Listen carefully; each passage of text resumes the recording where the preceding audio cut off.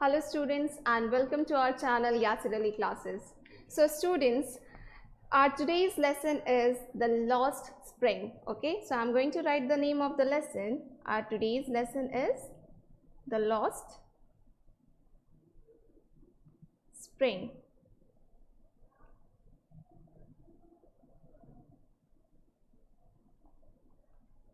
And this is written by Anis Young. Okay, so the name of the writer is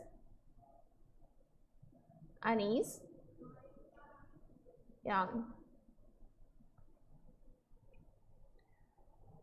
So basically, student, the theme of this story is poverty and child labor. इसका दो main theme है, तो मैं आपको इसका theme लिख देती हूँ. The first one is poverty and the second one is child labor. And the main character of this story is, the first one is Sahib-e-Alam and the second character is Mukesh. So these two protagonists are the main character of the story. Okay, so I'll write the main character.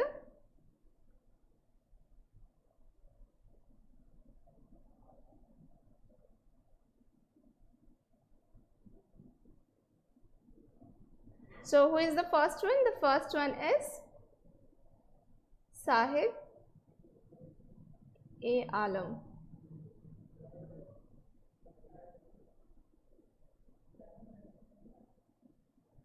And the second one is Mukesh.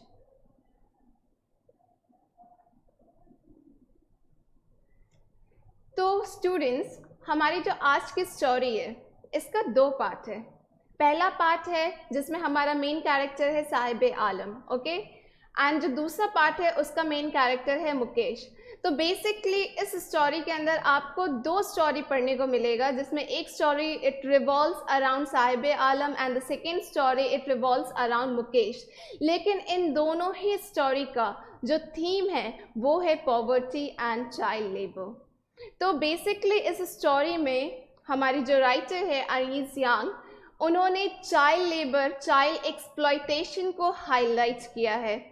वो बताना चाह रही हैं कि ये हमारी आज की दुनिया में अभी भी, ये हालांकि ये स्टोरी काफ़ी पहले लिखी गई थी, but still we still face child labour and child exploitation. We get to see these things, isn't it.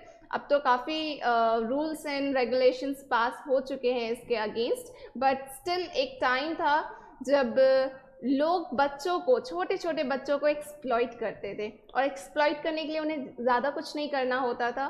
सिर्फ इतना करना होता था कि उनसे उनकी बचपन छीन ली जाती थी और उन्हें उस टाइम पे काम पे लगा दिया जाता था जिस टाइम पे बच्चे को ठीक से खेलना भी पढ़ना भी नहीं आता. ओके, तो बेसिकली हमारा आज का जो ये स्टोरी है ये रिवॉल्व कर रहा है ऐसे ही दो बच्चों के इर्द गिर्द. इसमें जो पहला बच्चा है वो है Sahib-e-Alam and who is he is a rag picker. यहाँ पे रैग पिकर कौन है? रैग पिकर उसे कहते हैं जो आपने देखा होगा कि अगर कोई स्लम एरिया होता है या कभी भी आपके शहर के आउटस्कर्ट एरिया में जो लोग रहते हैं, जो झोपड़पट्टियों में रहते हैं या छोटे छोटे घरों में रहते हैं, तो उनके बच्चे वो अक्सर कूड़ों में कुछ ना कुछ ढूंढ रहे होते हैं, एज इफ वो कोई ट्रेजर हंट पे गए हों और कुछ खजाना ढूंढ रहे हैं. तो basically he was a rag picker और इसका यही काम था. इनके लिए कूड़ा कचड़ा एक खजाने की तरह था. इनकी फैमिली के लिए it was as precious as gold. वो इतना कीमती था कि उनका जो सर्वाइवल था वो पूरा इस कूड़े पे ही टिका हुआ था. अब इस कूड़े पे क्यों?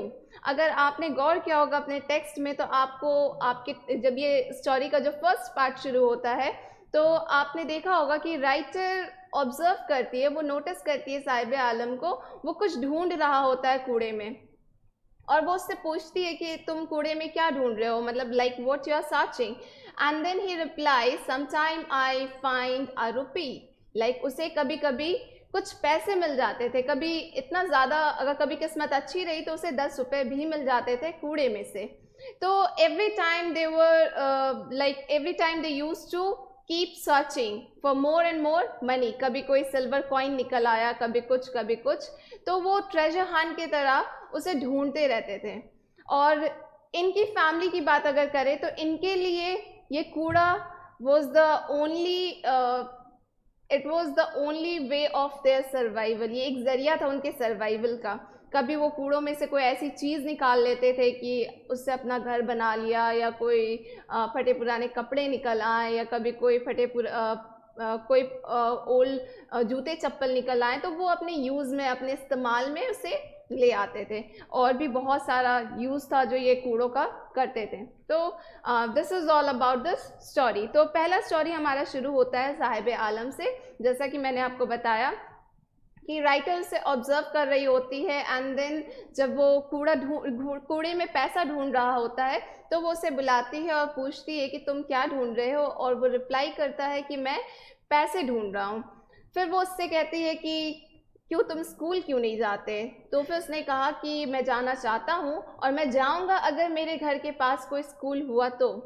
एंड देन राइटर उससे मजाक में यूं ही बस कह देती है कि अगर मैंने स्कूल बनाया तो क्या तुम स्कूल जाओगे?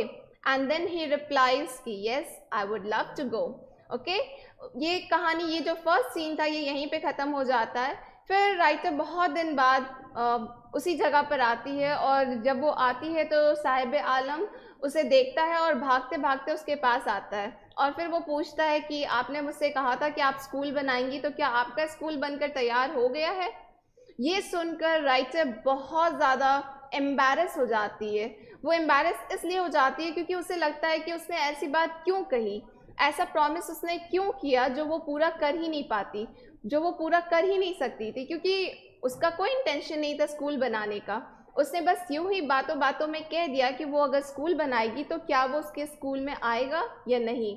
तो she was embarrassed, she was feeling ashamed of this कि उसने ऐसा फॉल्स फेक प्रॉमिस क्यों किया एक बच्चे के साथ।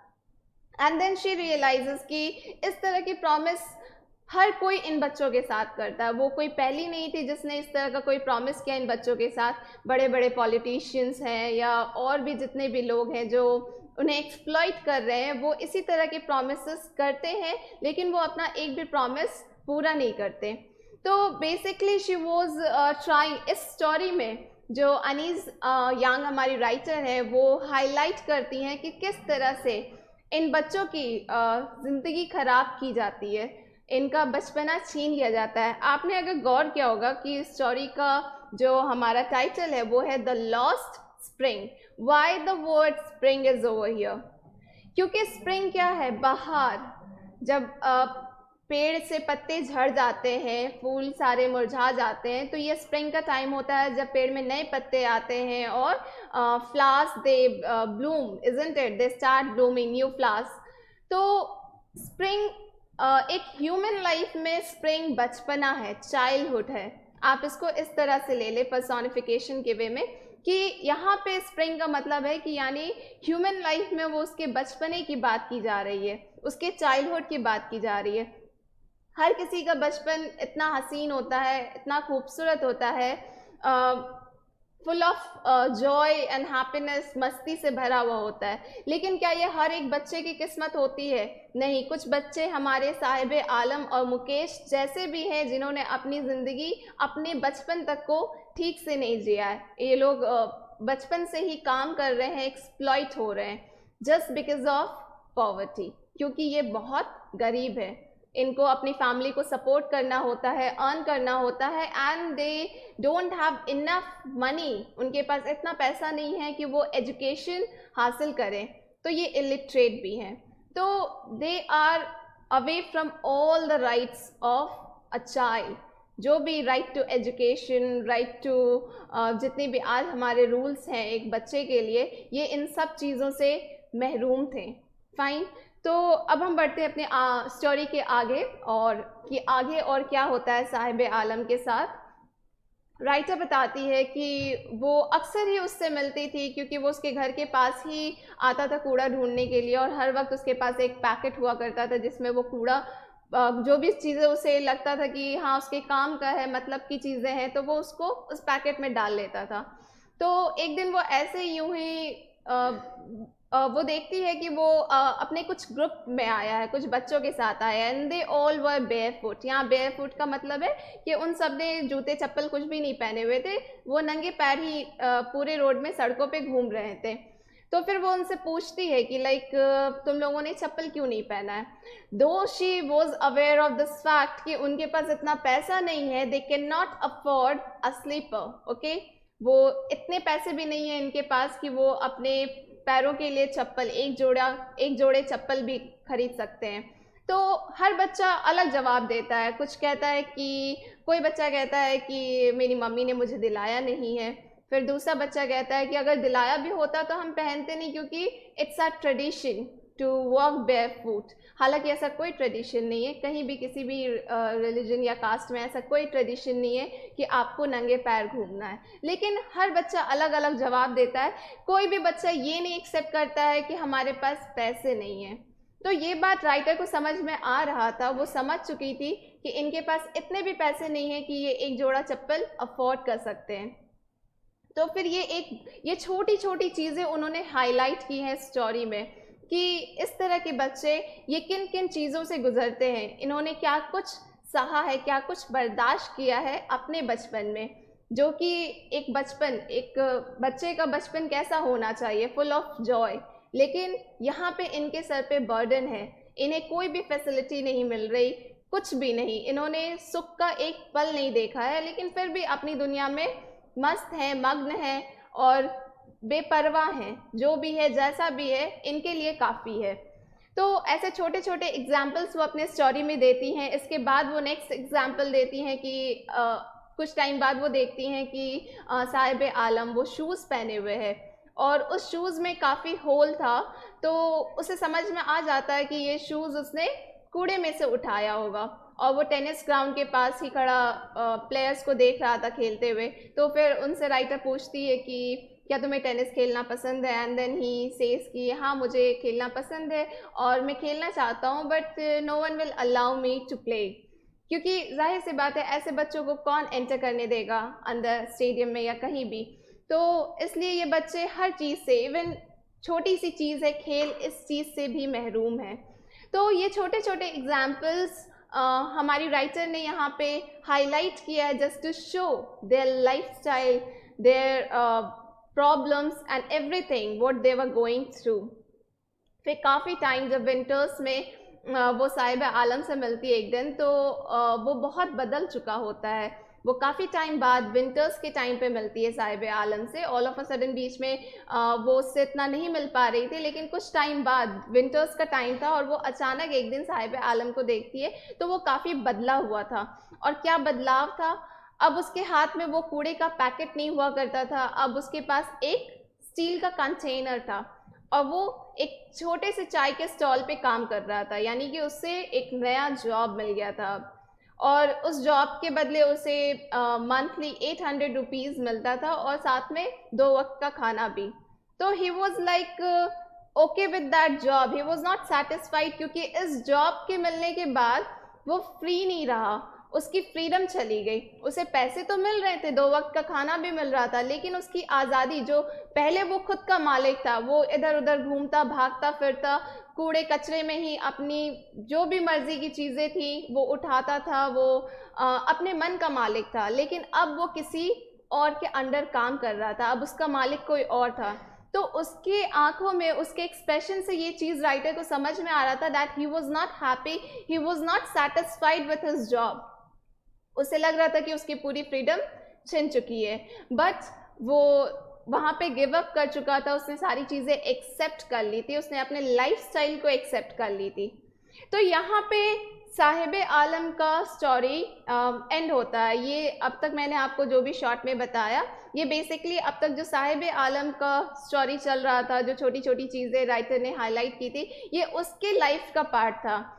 उसके बाद जो सेकेंड पार्ट शुरू होता है, वो शुरू होता है मुकेश का। अब ये मुकेश की कहानी शुरू होती है सेकेंड पार्ट में। मुकेश भी ऐसा ही एक बच्चा है जो चाइल्ड लेबर का और पॉवर्टी का शिकार है। दोनों का कहानी अलग है एक दूसरे से, लेकिन इन दोनों की कहानी का जो मेन थीम है, पॉवर्टी एंड चाइल्ड लेबर, वो अभी भी सेम है। ओके। और मुकेश का सपना है he want to be a motor mechanic. Okay, अगर आपने अपना टेक्स्ट बुक देखा होगा तो उसमें लिखा होगा कि उसने कहा है कि I want to be a motor mechanic, I want to drive a car.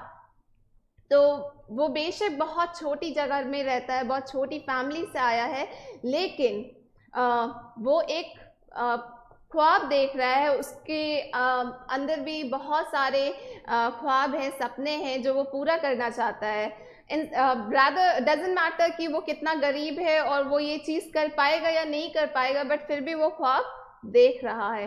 Fine. तो बेसिकली ये लोग यहाँ पे फिरोज़ाबाद की ये कहानी है, और मुकेश बिलोंग करता है बैंगल मेकर की कंपनी, बैंगल मेकर की फैमिली से, and they work in a factory. ये लोग एक फैक्ट्री में, ग्लास मेकिंग फैक्ट्री में काम करते हैं, जहाँ की ग्लास के काम होते हैं या बैंगल्स बनाया जाता है।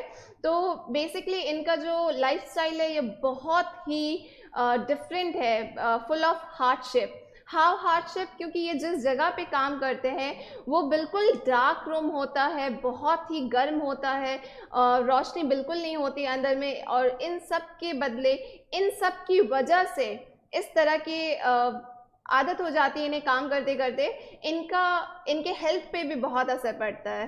क्यों? क्योंकि ये आधा से ज़्यादा टाइम एक ऐसे अंधेरे कमरे में गुजार देते हैं, क्योंकि जहाँ ग्लास का काम होता है वहाँ पे सनलाइट बिल्कुल भी नहीं होता।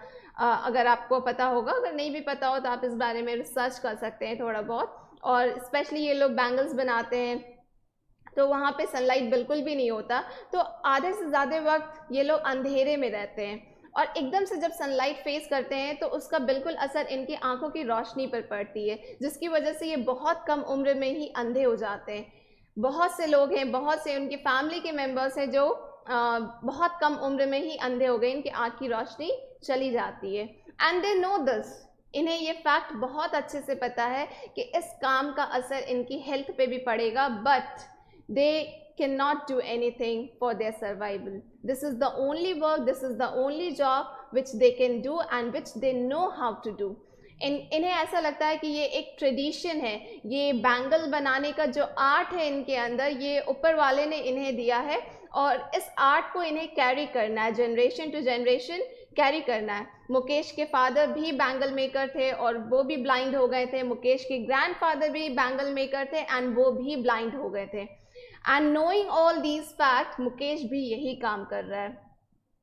तो राइटर जब इसके कांटेक्ट में आती है तो वो मुकेश से मिलती है और फिर देखती है कि कितना इनकी ज़िंदगी में कितनी हार्डशिप है, कितना स्ट्रगल है, और ये लोग फिरोज़ाबाद में रहने वाले हैं, and Firozabad is famous for bangles and all. Okay, तो वो एक दिन मुकेश के साथ उसकी स्लम में जाती है, और वो मुकेश काफ़ी खुश होकर बताता है कि अभी अभी उसका घर रेनोवेट हुआ है। रेनोवेट उसने इस अंदाज में बोला था एज ए पता नहीं कितना अच्छा घर उसने बनाया होगा, लेकिन उनके लिए वही बहुत था। अगर वो एक दरवाज़ा लगा लेते हैं, एक छत सही कर लेते हैं अपने घर का, तो उनके लिए वही बहुत था। जिस स्लम में वो जाती है, मुकेश का घर जिस स्लम में था, वो हर एक घर को बहुत अच्छे तरीके से ऑब्जर्व करती हैं, और हर किसी की कंडीशन पे उन्हें सिर्फ अफसोस हो रहा था। किसी के पास प्रॉपर घर नहीं है, किसी के पास कपड़े नहीं हैं, किसी के पास भी उन्हें एक भी घर वहाँ पे ऐसा नज़र नहीं आया जो कहा जा सकता है देख करके कि हाँ they are like fine, they are okay, ये सही है, इनको इतनी ज़्यादा तकलीफ़ या परेशानी नहीं है। फिर वो मुकेश के घर में एंटर होती हैं। एक छोटा सा कमरा था, मुकेश की सिस्टर इन लॉ वहाँ पे खाना बना रही थी, और खाना भी कैसा कि जो चूल्हा पहले के वक्त का होता था, जिससे कि काफ़ी स्मोक फ्लेम निकलते थे, उस तरह का चूल्हा था, और वो बहुत मेहनत से खाना बना रही होती है। वो एक वाहिद होती है उस घर में, और उसके ऊपर बर्डन होता है मुकेश का, अपने हस्बैंड का, यानी कि मुकेश के बड़े भाई का, और फिर मुकेश के फादर का। तो वो इतने लोगों का टेक केयर कर रही होती है। तो वो देखती है, वो जाती है वहाँ, देखती है कि हर कोई यही काम कर रहा होता है, बैंगल मेकिंग। वो आसपास के नेबरहुड में भी मतलब जाती है और लोगों से बात करती है, उन सब से रिक्वेस्ट करती है कि ये लोग अपने लिए कुछ क्यों नहीं करते हैं, ये चाहे तो कोई कम्युनिटी बना लें, अपना एक ग्रुप बनाएं और अपने लिए आवाज़ उठाएं। लेकिन कोई भी सामने नहीं आता। वो सब ये एक्सक्यूज़ देते हैं कि हम आवाज़ खुद के लिए उठाकर भी क्या करेंगे, क्योंकि कोई भी हमारे सपोर्ट में नहीं आएगा। सारे पॉलिटिशियंस, पुलिस, ये सब इनके अगेंस्ट है। अगेंस्ट क्या, ये सब पावरफुल है तो ये इनको दबा देंगे, इनकी बात सुनी नहीं जाएगी। अगर कोई ज़्यादा, बहुत ज़्यादा अगेंस्ट गया तो ज़्यादा से ज़्यादा ये उन्हें जेल के अंदर डाल देंगे। तो इन्होंने अपनी लाइफस्टाइल को अडेप्ट कर लिया है, इन्होंने हार मान ली है ज़िंदगी में। बाकी जो एल्डर्स हैं उन्होंने हार मान ली है। वो इस वर्क को इस तरह से लेते हैं कि ये एक आर्ट है और यही काम इन्हें करना है थ्रू आउट देयर लाइफ, और जनरेशन टू जनरेशन यही होगा, यही होना चाहिए। तो ये अपने जो नेक्स्ट जनरेशन को कुछ नहीं दे पाते हैं सिवाय इस आर्ट के। वो सिर्फ उन्हें बैंगल मेकिंग का आर्ट सिखा देते हैं फॉर देयर सर्वाइवल। तो ये चीज़ राइटर एक्सेप्ट नहीं कर पा रही थी। वो चाह रही थी कि वो उन्हें मोटिवेट करे कि वो चाहे तो खुद के लिए लड़ सकते हैं, खुद के लिए आवाज़ उठा सकते हैं, वो और कुछ करें अपनी लाइफ के साथ, अपने हेल्थ के साथ यूँ खिलवाड़ ना करें। लेकिन कोई भी राइटर की बात से सहमत नहीं होता है, रादर हर कोई अपना अपना एक्सक्यूज़ देने लगता है। But that time this little boy Mukesh, वो बहुत छोटा है लेकिन वो इस चीज़ को एक्सेप्ट नहीं करता है। वो भले अभी बैंगल मेकिंग का काम कर रहा है लेकिन वो कहता है I want to be a motor mechanic. वो फिर अपनी बात दोहराता है और फिर वो राइटर उससे कहती है कि मोटर मैकेनिक क्यों, क्या तुम प्लेन नहीं चलाना चाहते हो? ये बात सुन के वो खामोश हो जाता है क्योंकि उसने कभी प्लेन देखा ही नहीं। फिरोज़ाबाद खुद इतना बड़ा जगह नहीं है, इतनी बड़ी जगह नहीं है कि वहाँ पे वो प्लेन कभी देखता। तो उसने बचपन से सिर्फ रोड पे, सड़कों पे कार चलता देखा है। तो उसके लिए वही ड्रीम बहुत बड़ा था, उसके लिए सिर्फ वही बहुत था कि वो एक दिन मोटर मैकेनिक बनेगा, वो ड्राइव करेगा। राइटर से कहती है कि यहाँ से तो जो गराज है वो बहुत दूर है, तो how you will manage? And then he says कि मैं चल कर जाऊँगा, I work and I manage, but one day I become a motor mechanic. तो यहाँ पे जो हमारे जो मेन दो कैरेक्टर है साहिब आलम एंड मुकेश, इनके बीच डिफरेंस क्या है? सिमिलैरिटी तो मैंने आपको बता दी कि जो सिमिलैरिटी है वो है पॉवर्टी एंड चाइल्ड लेबर, और you can call child exploitation. लेकिन जो एक डिफरेंस इन दोनों के बीच में है वो ये है कि साहिब आलम, उसने अपनी लाइफस्टाइल को, अपनी जो भी उसकी ज़िंदगी में हो रहा था उन सारी चीज़ों को एक्सेप्ट कर लिया था। उसका खुद का कोई ड्रीम नहीं था, वो कुछ करना, कुछ बनना नहीं चाहता था, वो लड़ना नहीं चाहता था। उसने ख्वाब देखना छोड़ दिया था। जब उसे नौकरी मिल गई तो he was like okay with it, उसकी फ्रीडम चली गई बट वो फिर भी वो नौकरी कर रहा था। And he accepted that fact कि उसे ज़्यादा से ज़्यादा यही मिल सकता है, यही वो कर सकता है, इससे ज़्यादा और कुछ भी नहीं हो सकता। लेकिन वही दूसरी तरफ मुकेश, जो खुद बहुत अमीर नहीं था, वो भी एक गरीब फैमिली को ही बिलोंग करता है और उसके आसपास जितने भी लोग हैं वो सब गरीब हैं, लेकिन उन सब के बीच में रहकर भी ये अपने लिए खुद कुछ ख्वाब देखता है। इसके अपने खुद के ड्रीम हैं कि ये मोटर मैकेनिक बनना चाहता है। डजंट मैटर कि वो अपना इस ड्रीम को पूरा कर पाएगा या नहीं कर पाएगा, लेकिन एटलीस्ट वो ख्वाब देख तो रहा है, वो इस ख्वाब को पूरा करना तो चाहता है। तो ये एक बहुत मेजर डिफरेंस है साहिब आलम और मुकेश के बीच। अगर आपके एग्जाम में ऐसा कोई क्वेश्चन आए तो आप इसको इस तरह से एक्सप्लेन कर सकते हैं in your own language. Okay, तो बेसिकली स्टूडेंट, ये था हमारा आज का स्टोरी, जो कि बेसिकली इसका जो मेन थीम था वो था पॉवर्टी और चाइल्ड लेबर, और कैसे यहाँ पे दो मेन कैरेक्टर को हाईलाइट किया है हमारे राइटर ने, और उन्होंने बताया कि कैसे इन बच्चों का बचपना छिन गया इनसे। ये अपने बचपन में ही बिल्कुल बर्डन से भरे हुए थे, अपनी फैमिली का बर्डन, खुद का इन्हें कुछ भी नहीं पता था। बाकी बच्चों को देखते थे तो ये सिर्फ देखते रहते थे कि उनके पास सब कुछ है और इनके पास कुछ भी नहीं है, but still they were happy in their life, they accepted their life the way it was. Okay, so I hope student आपको ये स्टोरी क्लियर हो गया हो।